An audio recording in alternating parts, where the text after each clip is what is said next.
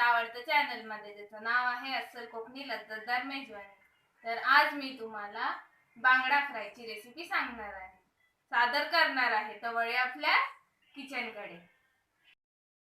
जर तुम्हाला माझा व्हिडिओ आवडला असेल तर प्लीज लाईक करा, शेअर करा आणि सबस्क्राइब करा माझ्या चॅनलला, आणि बेल आयकॉन वाजवायला विसरू नका। जसे जसे मी नवीन व्हिडिओ अपलोड करीन तसे तसे तुम्हाला नोटिफिकेशन येत जाणार। आणि अजून एक काढते केक। आज मी कोकणी पद्धतीचे घरगुती मसाल्यांमध्ये बांगडे फ्राय करून दाखवणार आहे। तर त्यासाठी काय काय साहित्य लागतं ते बघूया। इथे मी बांगडे घेतले, 5-6 बांगडे आहेत। त्यांना मीठ आणि हळद 5 मिनिटं लावून ठेवलं होतं। त्याच्यानंतर हे घरगुती तिखट आहे, मोठे 2 चमचे। हा काश्मीरी मसाला आहे अर्धा चमचा।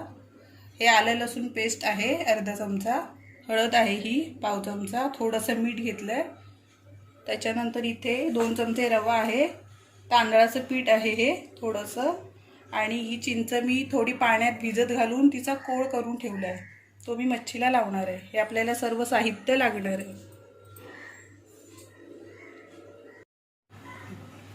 आता मी त्या बांगड्यांमध्ये आलं लसूणची पेस्ट टाकते। त्याच्यानंतर हे सर्व मसाले ते टाकून घेते। त्याच्यानंतर चिंचेचा कोळ आहे तो 2-3 चमचे टाकून घेते, आणि मसाले आणि ह्या चिंचेचा कोळ पूर्ण त्या बांगड्यांना मिक्स करून घ्यायचा, व्यवस्थित लावून घ्यायचा त्या बांगड्यांना दोन्ही साईडनी।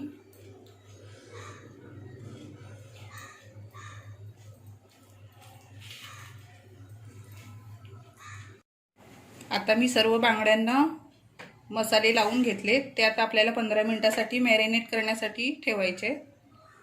त्याच्यानंतर मी बांगडे फ्राय करून दाखवणार आहे। आता हा रवा आणि तांदळाचं पीठ मी मिक्स करून घेते। रवा थोडा त्या मच्छीला कुरकुरीतपणा येण्यासाठी थोडा वापरायचा, म्हणजे मच्छी कोणतीही असो ती कुरकुरीत होते। आता मी एक बांगडा त्याच्यामध्ये टाकते पिठामध्ये, आणि हलकं असं पीठ त्याच्यावरती टाकायचं, जास्त पीठ नाही लावायचं। आणि जर जास्ती असेल पीठ तर ते असं काढून टाकायचं। पॅन मी थोडा गरम करून घेतलाय, तर त्याच्यामध्ये मी 4 चमचे तेल ओतलंय, ते पण थोडं गरम झालंय। तर आता त्याच्यामध्ये मी एक आता बांगडे सोडते आणि फ्राय करून घेते।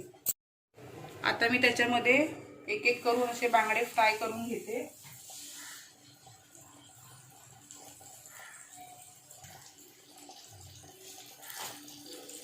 दुसरा बांगडा पण टाकते।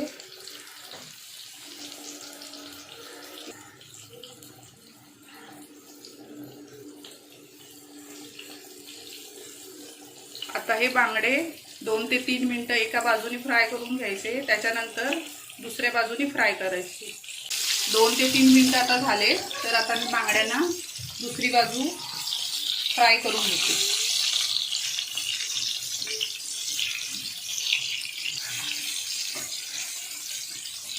बांगडे एका बाजूने व्यवस्थित फ्राय झाले, तर आता दुसऱ्या बाजूनी पण 2 ते 3 मिनिटं चांगले फ्राय करून घेऊया कमी गॅस। मी तुम्हाला बांगडे फ्राय केलेले दाखवते। त्यांना मी दोन्ही बाजूनी चांगलं फ्राय करून घेतलंय, तर ते आता मी एका डिशमध्ये काढून घेते।